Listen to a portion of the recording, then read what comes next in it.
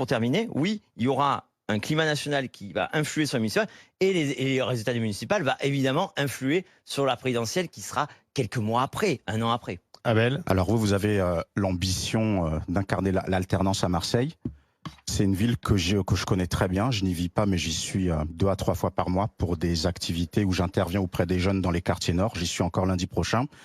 Vous savez dans quel état la ville a été laissée après des années de magouilles politiques, tout parti confondu, j'ai envie de dire. Quel est votre projet pour la jeunesse dans une ville où les jeunes se plaignent qu'il n'y a rien pour eux? Dans une ville où tous les foyers sont gangrénés par la prostitution des mineurs, il n'y a pas un foyer à Marseille où il n'y a pas des filles qui sont victimes de l'exploitation. Et on sait très bien qu'avec la question du narcotrafic qui fait l'actualité, que beaucoup de dealers se dirigent vers le proxénétisme parce que ça leur permet de mieux passer sous les radars. Donc j'aurais voulu savoir quel est votre projet par rapport à la jeunesse. Et deuxième question, on sait qu'il y a un gros problème au niveau des offices HLM sur Marseille. D'ailleurs, à plusieurs reprises, on m'a dit « Abel, ne rentre surtout pas dans ce sujet parce que c'est tellement dark, ça peut être dangereux pour toi. » Donc, qu'avez-vous à faire aussi sur ce sujet? Alors, les jeunes, qui incarne donc la jeunesse et les offices HLM. Alors, les jeunes déjà.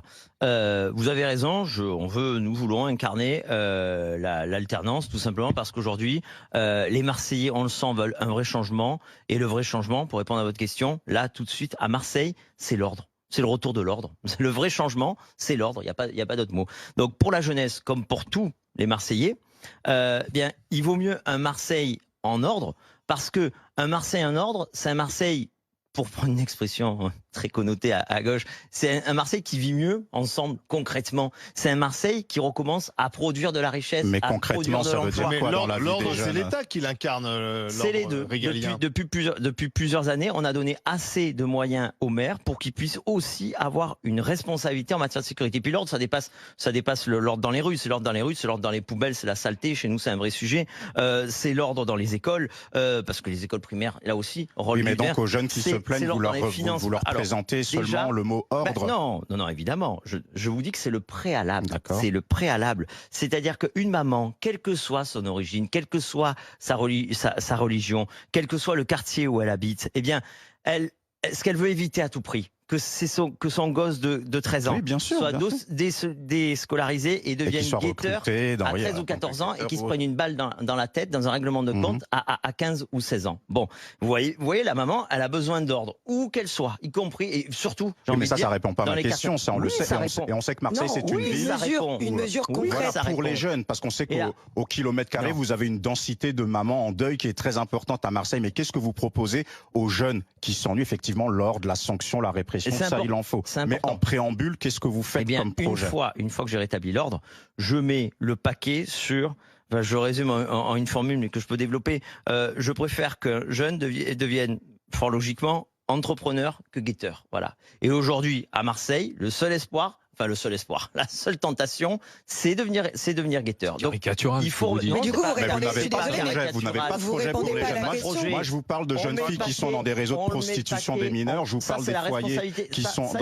Oui, c'est le département aussi, bien entendu, je le sais, parce que c'est eux qui financent la zone. Mais vous êtes maire. En une phrase. Qu'est-ce que vous présentez en même temps? Sur la jeunesse, il faut redonner le goût de réussir, le goût de travailler, le goût d'entreprendre. Par exemple, il faut une vraie, moi c'est quelque chose, ça fait partie de tout un ensemble de choses, mais chaque année, il faudrait identifier plusieurs centaines, je sais pas, ça peut être 200, ça peut être 300 projets portés par un jeune, ou un moins jeune d'ailleurs, visant à créer son activité, à créer son entreprise, à Marseille, à créer son propre job et lui donner une forme de bourse pour qu'il puisse réaliser son projet. Ça donnerait un espoir. Moi, ce que je veux redonner, c'est l'espoir. Après, évidemment, c'est global. On le voit bien, il va y avoir le tournant de l'intelligence artificielle. Bien, moi, j'aimerais qu'à Marseille, on se concentre sur la formation, les écoles, les universités, les instituts, sur les métiers qui vont encore exister dans 10 ans. Dans 10 ans, on ne sait pas quel métier va exister. Eh bien, on sait, c'est là où il y aura le plus d'intervention de l'humain. Donc, ça veut dire les métiers de service, l'aide à la personne, c'est du concret, mais ça emploie des gens qui n'ont parfois pas de très haute qualification. Sur l'industrie, le savoir-faire humain aussi. Mais vous répondez pas du tout à la question depuis tout à l'heure. Je réponds pas à la question. Je vous écoute. Non, mais vous voulez une laissez-moi mesure finir. concrète sur la jeunesse, ça n'existe pas, madame. Alors vous n'avez pas de programme.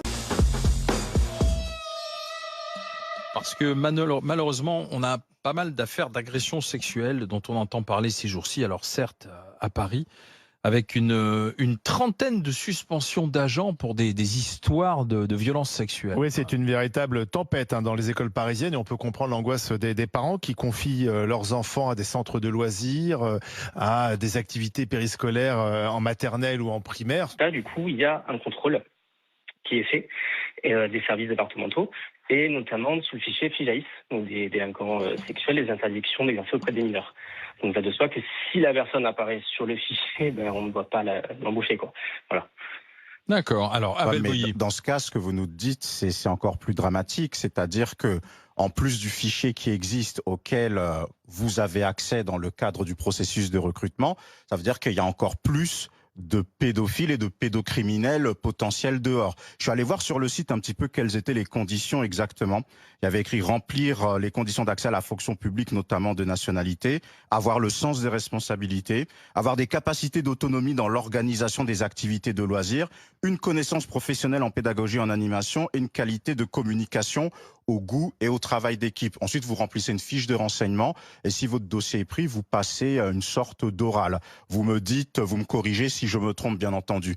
Mais si vous me dites, chose que moi j'apprends, que vous avez accès à ce fichier et que l'on continue, je ne vais pas dire tous les jours, mais d'avoir beaucoup de cas qui ressortent, et moi je peux vous dire que pour avoir discuté avec des parents touchés ou malheureusement leurs enfants ont été touchés, il y a d'autres cas qui vont sortir et en Ile-de-France et ailleurs dans les semaines à venir. Mais en fait, dans quel monde vit-on en fait? C'est dramatique. Oui, après c'est super médiatisé, sachant que je veux dire, la semaine dernière on a eu le cas d'un enseignant par rapport à qui était en école maternelle et que les parents ne voulaient pas que leur fille soit enseignée par un homme. Je veux dire, le domaine de l'animation n'est pas celui où il y a le plus de cas non plus. Ça reste le cercle familial, donc il y a aussi une hyper-médiatisation. Oui, mais ça, on peut pas s'en sortir comme ça. Plusieurs dizaines de cas quand même. On peut pas s'en sortir comme ça, parce que certes, c'est effectivement dans les familles, mais enfin, quand on confie son enfant, et notamment un enfant en bas âge, à l'éducation nationale, même si ce sont pas les profs qui sont concernés, mais plutôt les animateurs, on fait confiance, c'est-à-dire on confie au service public, et donc derrière, on peut pas simplement dire, voilà. Maintenant, il faut savoir que quand on prend un accueil périscolaire, légalement, on a le droit de prendre 20% de personnes qui sont non diplômées, c'est-à-dire qui n'ont absolument aucune formation dans l'animation. Voilà. Sachant que dans les formations de l'animation, il y a des modules spécifiques au BSF et à la prévention. Je sais que moi, en tant que formateur, on insiste énormément dessus, en leur expliquant, attention, c'est du pénal, c'est-à-dire vous faites ça, vous allez en prison. Ah, c'est bien fini. sûr. Voilà. Merci Pierre, merci de votre témoignage, merci d'avoir été avec nous. Rassuré quand même ou pas, Abel? Non, pas du tout. Et toi, Laura, toi qui es Pas maman du d'une tout. petite fille? Moi, je suis catastrophée qu'on ne demande même pas. Je sais pas s'il n'y a pas de diplôme qui existe réellement. On peut demander le BAFA. Enfin, moi, à mon époque, tous les jeunes. Alors moi, je l'ai pas fait parce que j'étais en apprentissage, mais tous les jeunes passaient le BAFA pendant les vacances. Là, c'est pas une condition là. Là, c'est pas une condition. On sait que demain, c'est la journée mondiale sans achat. Vendredi, il y a le Black Friday.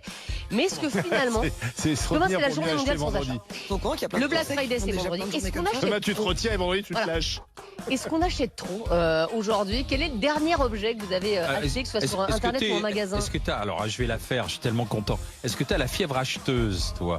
Alors, je l'ai vers eu. Laura et pas Abel. Parce que je suis totalement sexiste. Mais non, c'est pas sexiste. J'ai une passion pour les fringues. J'ai été une très très grosse acheteuse et maintenant j'achète beaucoup, mais pour ma petite fille. Moi, je vais faire une dédicace à Karine Galli. Toujours très La élégant, dernière Abel. chose que j'ai acheté, c'est un jeu vidéo sur PlayStation 5. Ah, lequel? Ghost of Yotei.